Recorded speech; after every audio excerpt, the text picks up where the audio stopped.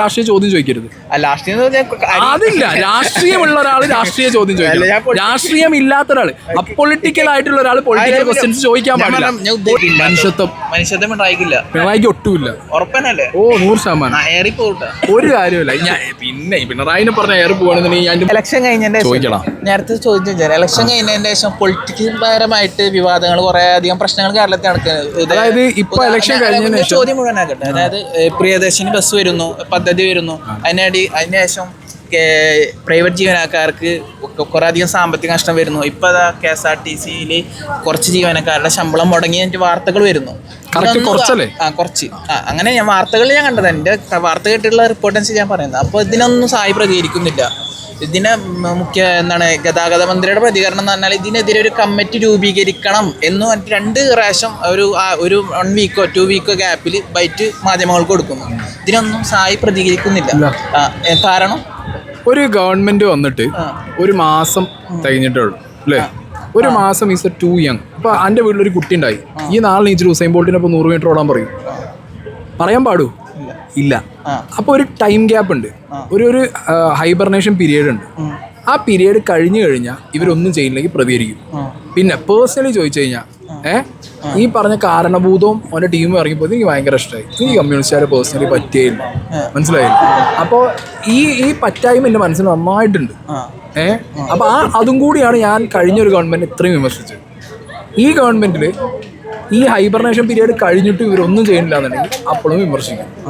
പക്ഷെ നിങ്ങൾ ആ കടന്നാക്രമണം പ്രതീക്ഷിക്കേണ്ട, കാരണം ഇവർ ഞാൻ പ്രത്യേകിച്ച് ഒന്നും ചെയ്തിട്ടില്ല. ഇത്രത്തിലധികം പ്രിയദർശിനി ബസ് വന്നതിന് ശേഷം ഇത്ര അധികം വിമർശനം കേരളത്തിൽ വന്നിട്ട്, പ്രിയദർശിനി ബസ് വന്നതിന് ശേഷം പ്രൈവറ്റ് ബസ്സുകാർക്കാണ് പ്രശ്നമല്ലേ ഈ പറഞ്ഞത് അല്ലേ?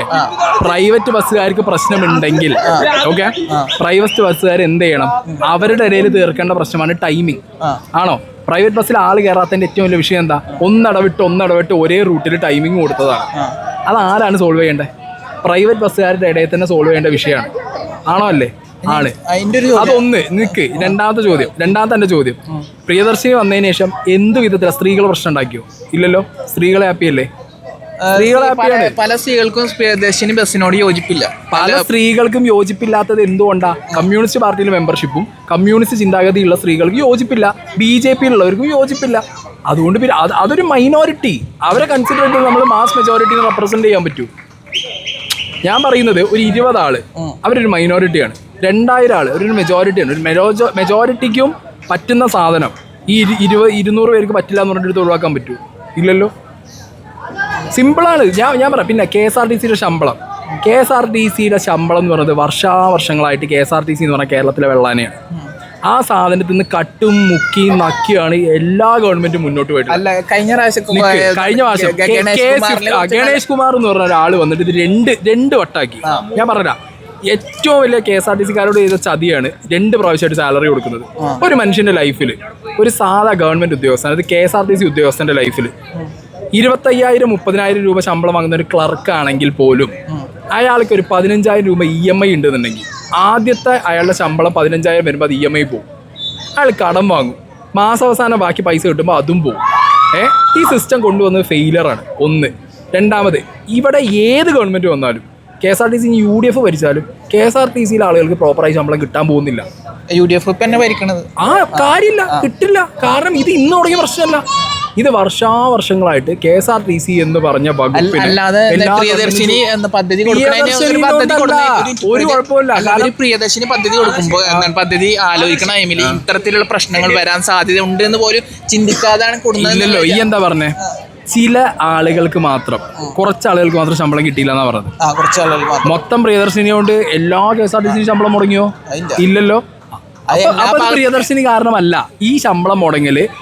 ഒരു കാരണം കൊണ്ടുമല്ല ഈ ശമ്പളം മുടങ്ങുന്നത്. സർക്കാർ KSRTCയിൽ വരുന്ന ഫണ്ടാണ് ബാക്കി എല്ലാ ആവശ്യത്തിനും തിരിമറി ചെയ്യുന്നത്. ബീവറേജിൽ നിന്നുള്ള ഫണ്ടോ ലോട്ടറിൻ്റെ ഫണ്ടോ അവർ മറക്കില്ല. ഓരോ ഡിപ്പോയിലും, ഇപ്പോൾ Malappuram depot, Palakkad depot, Kozhikode depot, ഓരോ ഡിപ്പോയിലും വരുന്ന കോടിക്കണക്കിന് രൂപ. ഈ കോടിക്കണക്കിന് രൂപയിൽ ഒരു 10 ദിവസത്തെയോ 15 ദിവസത്തെയോ പൈസ മതി അതിലെന്ത് എംപ്ലോയീസിൻ്റെ പൈസ കൊടുക്കാൻ. മൊത്തം കേരളത്തിലുള്ള ഡിപ്പോന്ന് പിരിഞ്ഞ് വരുന്ന പൈസ ഒരു 10-20 ദിവസത്തെ പൈസ ഉണ്ടെങ്കിൽ ഒരു മാസം എന്ത് ചെയ്യാം? ഇവിടെ സാലറി കൊടുക്കാം. പക്ഷെ എന്തുകൊണ്ട് ഗവൺമെൻറ് ചെയ്യുന്നില്ല? ഒരു ഗവൺമെൻറ്റും, LDF-ഉം UDF-ഉം ഒരു ഗവൺമെൻറ്റും ചെയ്യുന്നില്ല. അവരെന്താ ചെയ്യാത്ത? ഈ പൈസ മറിയുന്നത് എങ്ങോട്ടാ? ആരെങ്കിലും ചോദിച്ചിട്ടുണ്ടോ? KSRTC നടക്കുന്ന അഴിമതി പെയിന്റിന്റെ പേരിൽ, ടയറിന്റെ പേരിൽ, അതേമാതിരി റിനോവേഷൻ വർക്കിന്റെ പേരിൽ, ഓരോ ബസ് സ്പെയർ പാർട്സിന്റെ പേരിൽ, പുതിയ ബസ് എടുക്കുന്നതിന്റെ പേരിൽ ഏറ്റവും കൂടുതൽ അഴിമതി നടക്കുന്നത് ഗവൺമെന്റ് സെക്ടറിൽ KSRTCയിലാണ് ഏറ്റവും കൂടുതൽ. അതിനെക്കുറിച്ച് ആരും സംസാരിക്കില്ല. സാധാരണക്കാർക്ക് വേണ്ടിയിട്ടുള്ള സെക്ടറാണ് അല്ലേ? എന്നിട്ട് അതിലെ അഴിമതികളെ കുറിച്ചിട്ട് ഒരു ഗവൺമെന്റും സംസാരിക്കുന്നില്ലെങ്കിൽ എല്ലാ ഗവൺമെന്റിനും കൈയിട്ട് വാരാൻ പറ്റുന്ന സെക്ടേഴ്സാണ് KSRTC, KSEB. ഇതിൽ നടക്കുന്ന അഴിമതികളൊന്നും ഒരു ഗവൺമെന്റും ഒക്കെ എന്താ പറയുക, ഒരു ടൈപ്പ് പോലെ പോകും. നിങ്ങൾ ചെയ്തപ്പോൾ നിങ്ങൾ മുക്കി, ഞങ്ങൾ ചെയ്തപ്പോൾ ഞങ്ങൾ മുക്കി. ഞങ്ങള് മീൻസ് അല്ല, ഞാനില്ല പാർട്ടിയിലില്ല. ഏത് ഞാനല്ല, ഞങ്ങള് എന്ന് പറയരുത്. ഞാൻ ഞങ്ങൾ നിങ്ങളെന്ന് പറയും. ഞങ്ങൾക്ക് പാർട്ടിയില്ല, പാർട്ടിയില്ല. ഈ രാഷ്ട്രീയം ഇല്ലാത്ത മനുഷ്യൻ അപ്പൊ രാഷ്ട്രീയ ചോദ്യം ചോദിക്കരുത്. അതില്ല, രാഷ്ട്രീയമുള്ള ഒരാൾ രാഷ്ട്രീയ ചോദ്യം ചോദിക്കും. രാഷ്ട്രീയം ഇല്ലാത്ത ഒരാൾ, അപ്പൊളിറ്റിക്കൽ ആയിട്ടുള്ള ഒരാൾ പൊളിറ്റിക്കൽ ക്വസ്റ്റ്യൻസ് ചോദിക്കാൻ പാടില്ല.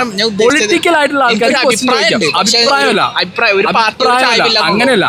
അപ്പൊളിറ്റിക്കൽ ആയിട്ടുള്ള ഒരാൾക്ക് ഗവൺമെന്റോ അല്ലെങ്കിൽ രാഷ്ട്രീയപരമായിട്ടുള്ള ചോദ്യങ്ങൾ ചോദിക്കാനുള്ള അവകാശമില്ല. എനിക്കൊരു അഭിപ്രായം ഉണ്ടായിട്ട് കാര്യമില്ല. പൊളിറ്റിക്സ് ഉണ്ടോ എന്ന ചോദ്യം ചോദിക്കാം. അപ്പൊളിറ്റിക്കൽ ആയിട്ടുള്ള ഒരാൾ ഈ എങ്ങനെ ക്വസ്റ്റ്യൻ ചോദിക്കും? അപ്പൊളിറ്റിക്കൽ മീൻസ് എന്താ? ഈ പറഞ്ഞാൽ എനിക്ക് പൊളിറ്റിക്സ് ഇല്ലാന്നാ. പൊളിറ്റിക്സ് ഇല്ലെങ്കിൽ ഒരു രാഷ്ട്രീയ പാർട്ടി അഭിപ്രായമല്ല, ആ അഭിപ്രായം പറയുന്നത് ഒരു പൊളിറ്റിക്സ് ആണ്. ഞാൻ പറഞ്ഞത് എന്നോട് എന്താ അറിയോ? അപ്പൊ ഞാൻ ചോദിക്കാന്നതില് ഇപ്പൊ ഇത്രയും അധികം പറഞ്ഞത് കൊണ്ട് ഇപ്പൊ 1 മാസം 1.5 മാസം ആവുന്നു. അപ്പൊ CP ജോൺ എന്ന ഗതാഗത മന്ത്രിയെ കുറിച്ചിട്ട് ഫുൾ സപ്പോർട്ട് ഓക്കെയാണ്. അപ്പൊ ആരെ കുറിച്ചും സപ്പോർട്ടില്ല, ഒരാളെ കുറിച്ച് സപ്പോർട്ടില്ല. കാര്യം പറയാലോ, 1.5 മാസം കൊണ്ട് ഒരാൾ സപ്പോർട്ട് ചെയ്യാൻ പറ്റില്ല.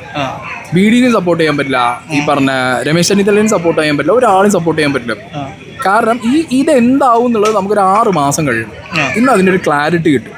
അല്ലാതെ ഈ 1.5 മാസം കൊണ്ട് ഒന്നും ചെയ്യാൻ പറ്റില്ല. 1.5 മാസം ഈ പീരീഡ് വളരെ ഷോർട്ട് പീരീഡാണ്. 6 മാസം കഴിയട്ടെ, അപ്പൊ പറയാം. ഇപ്പൊ സ്കൂള് തുറന്നു, ഇപ്പൊ അതിന് ശേഷം പറഞ്ഞ അതിപ്പോ 1 മാസമായെന്നാണ് കാരണം. അപ്പൊ വാർത്തകളിൽ വന്നത് 50% വിദ്യാർത്ഥികൾക്കും യൂണിഫോം ലഭ്യമായിട്ടില്ല. എടാ ഞാൻ പറയട്ടെ, ഞാൻ ഇപ്പൊ ഈ സംഘടനയുടെ പ്രസിഡന്റ്, ഞാൻ ഈ സംഘടനയുടെ പ്രസിഡന്റാണ്. ഓക്കെ, ഞാനൊരു സംഘടനയുടെ പ്രസിഡന്റാണ്. ഞാൻ ഈ സ്ഥാനം നാളെ ഒഴിഞ്ഞു പോയി വേറൊരാൾ കയറി വന്നു.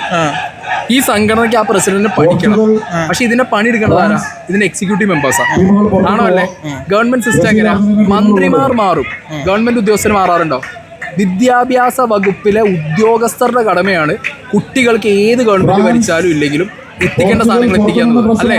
സർക്കാരിന്റെ ഭാഗത്ത് യാതൊരു പിഴവില്ല. സർക്കാരിന്റെ ഭാഗത്ത് ആകെ ചെയ്യാൻ പറ്റുന്ന പരിപാടി എന്താ? ഡിക്ലറേഷൻ ഇറക്കാം, മന്ത്രിക്ക് ഡിക്ലറേഷൻ ഇറക്കാം. മണ്ണ് മാറ്റേണ്ട പ്രശ്നം ഉണ്ടായി വയനാട്, ഡിക്ലറേഷൻ ഇറക്കാനേ പറ്റൂ. ചെയ്യേണ്ടതാരാ? ഗവൺമെന്റ് ഉദ്യോഗസ്ഥരെ. ഇവിടെ രാഷ്ട്രീയക്കാരേക്കാൾ വലിയ അഴിമതിക്കാര് ഇവിടുത്തെ ഗവൺമെന്റ് ഉദ്യോഗസ്ഥരാണ്. അവരെ കൺട്രോൾ ചെയ്യാൻ മാറി മാറി വരുന്ന ഒരു മന്ത്രിമാർക്കും ഒരു രാഷ്ട്രീയക്കാരെ കൊണ്ടും പറ്റുന്നില്ല.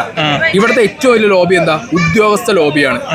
ആ ലോബി ആദ്യം ഇല്ലാതാക്കാൻ ഏത് ഗവൺമെന്റിനെ കൊണ്ട് ഏത് മിനിസ്റ്ററെ കൊണ്ട് പറ്റുമോ അന്ന് കേരളം നന്നാവും. അല്ലാതെ നമ്മൾ കുറെ രാഷ്ട്രീയക്കാരെ കുറ്റം പറഞ്ഞിട്ടോ അല്ലെങ്കിൽ മറ്റേ പാർട്ടിനെ കുറ്റം പറയും, അത് നമ്മുടെ വികാരമാണ്. പൊതുജനത്തിന്റെ കണ്ണിൽ പൊടിയുന്ന കാര്യം എന്താ അറിയോ? ഡിപ്പാർട്ട്മെന്റിനെ കുറിച്ച് പറയുമ്പോൾ നമ്മളെല്ലാവരും മന്ത്രിമാരെ, ഇപ്പൊ ഞാനടക്കം ഇന്ന കുറ്റം പറയും. ഞാനടക്കം വിമർശിക്കുമ്പോൾ ആരെയും വിമർശിക്കുക? സ്പോർട്സ് മിനിസ്റ്റർ പറയും, അല്ലെങ്കിൽ നാളെ ഹെൽത്ത് മിനിസ്റ്റർ പറയും. മിനിസ്റ്റർമാരെ അല്ല പറയേണ്ടത്, അവർ പറയണം. കാരണം അവരെ കൊണ്ട് പണിയെടുപ്പിക്കാനുള്ള കപ്പാസിറ്റി ഇല്ല ഇവരെ ഗവൺമെന്റ് ഉദ്യോഗസ്ഥരെ. ശരിക്കും ഈ ലോബിയാണ് എക്സ്പോസ് ചെയ്യേണ്ടത്. എല്ലാ ഗവൺമെന്റ് ഉദ്യോഗസ്ഥരുടെ ഇടയിലും ലോബീസ് ഉണ്ട്, പോലീസുകാരുടെ ഇടയിലുണ്ട്, അല്ലെങ്കിൽ ബാക്കി എല്ലാ ഉദ്യോഗസ്ഥരുടെ ഇടയിലും. ആ ലോബി എന്ന് തീരണോ അന്നേ കേരളം നന്നാവും, അല്ലാതെ നന്നാവൂല.